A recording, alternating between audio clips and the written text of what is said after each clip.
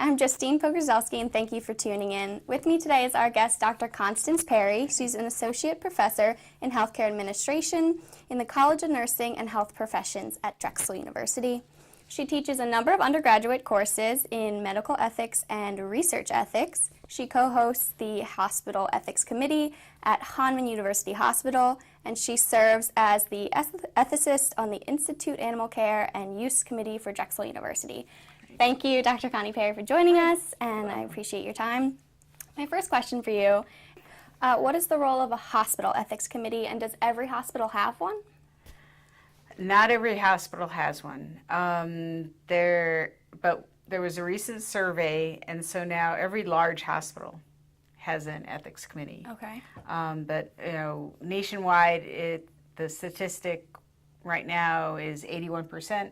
That was from a survey. Do we find that alarming, or is it? No, that's pretty. Because it used to be much lower. Mm-hmm. Right, so it's really the smaller hospitals that may not have an ethics committee,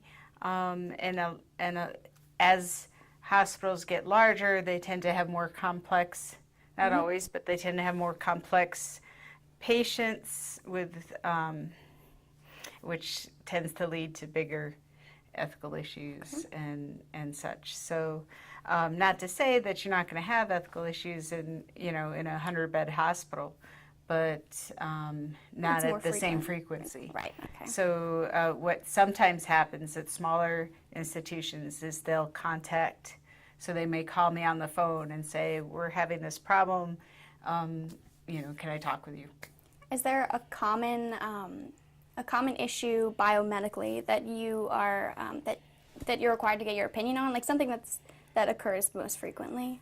Well, there's nothing that's currently, I don't think there's anything that's where you're required to call the ethics committee at our hospital. Now, there are some, every hospital has their own policies, right? And we're only slowly becoming developing standards for the profession for clinical ethics consultation.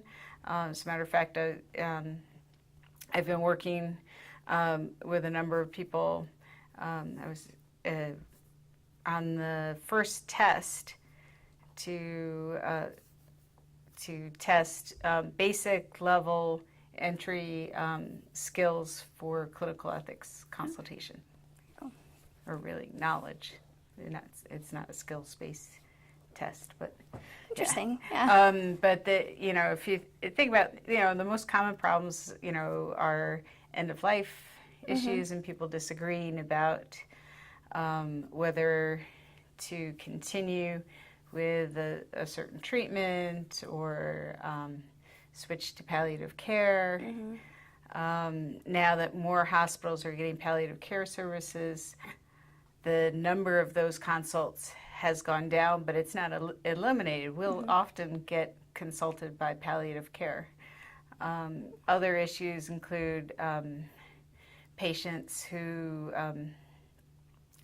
don't clearly have anyone to speak for them, or where there's a disagreement about who ought to speak for them, and the patient can't speak for themselves. And usually does that move into like a more legal field when there's... Sometimes. Not every state has a clear line of succession.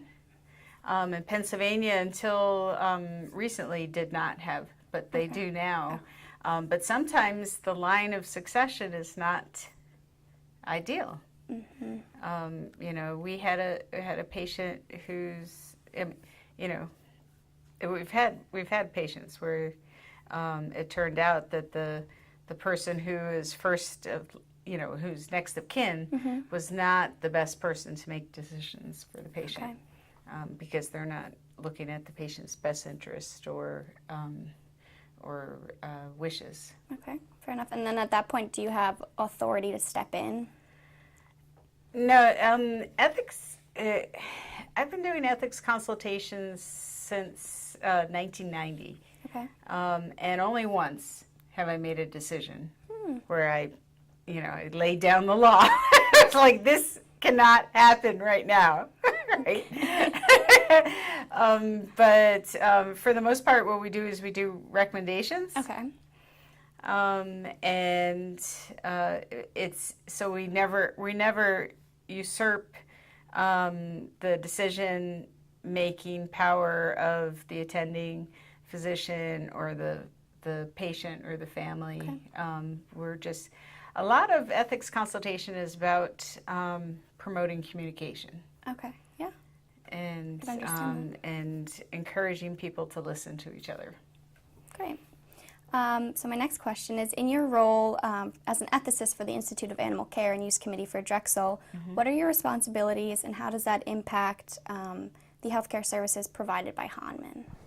Okay, so one of my responsibilities is to give my opinion and voice as a non-scientist. Okay. So when you go through a professional training program, you get a bit acculturated into the kind of culture of that profession, and that's very good in many ways, but it also can develop blind spots.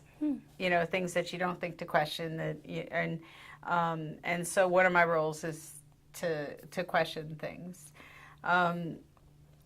But the ethics of the use of animals, assuming that you think it's ever okay, right? I wouldn't be able to function if I didn't think on the committee if I didn't think any research was acceptable. The current standard for that is what's called the 3 R's approach, and then I add Ruth Bolger talked about a 4th R, and I like that. So, Okay. So the first is reduce. So you reduce the number of animals to the minimum necessary for to answer the scientific question, and that so you avoid wasting animals. Right. But that also means that you don't want to, do too few animals as well, because then those animals are still wasted. Right. So you want to get to that amount that's necessary. So, and then the second is replace. This is more controversial. I think the traditional wording is replace higher animals with lower animals. But really what it is first of all, try to replace animals with non-animal systems, or even humans. Sometimes, if it's something that's already FDA approved, for example, you might be able to collect clinical data and answer the same question. It might take a little longer, but it saves a few mice. Right. But the other thing is, some animals adapt very well to the research environment, or adapt better to the research environment than others. So it is very, very difficult to provide a good quality of life to a primate in a regular animal lab. Okay. I mean, there are some people where that's their specialty, but then they have to devote a lot of space and have experts in primate psychology and such. Whereas, mice and rats, you can provide them. Mice love to build nests. That's what they like to do. You give them so you give them a nestlet. You pay attention to things like they're social, but then there are certain times where you really don't want the dads around if they're having babies and just different things like that, and they can all other things being equal, have a pretty good lifestyle for a mouse. So that's really the idea behind that, is to try to take those things into account. So in each of these steps, you're respecting this living being who has no choice in participating. Right. Yeah. So so the third thing is refine, and so that's refining your research techniques and essentially what's going to be done to the animals. in order to produce the least pain and suffering possible. Okay. Right.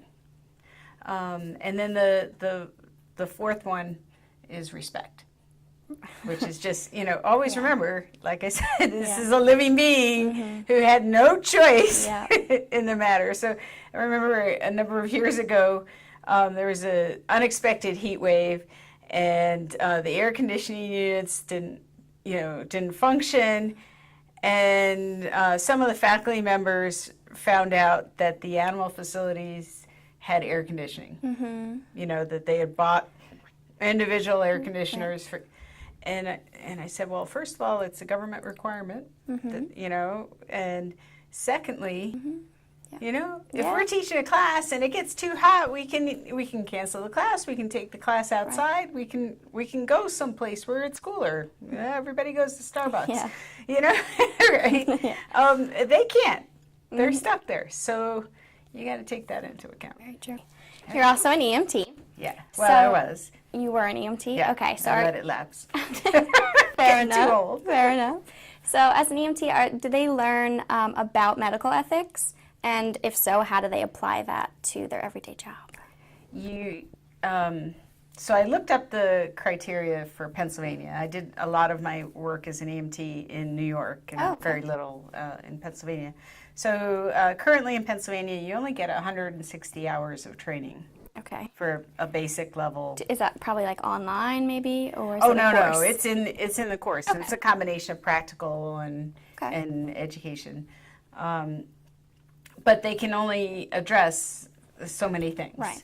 So I believe there's something about confidentiality, because that's required by law, right? But there is not much on. Not much. No. I think that's a ripe area for continuing ed, because my experience has been when in my teaching, I think back to my experiences as an EMT, and I was seeing ethical issues all the time. From basics of, does this patient have decisional capacity, right? To cases of suspected abuse, and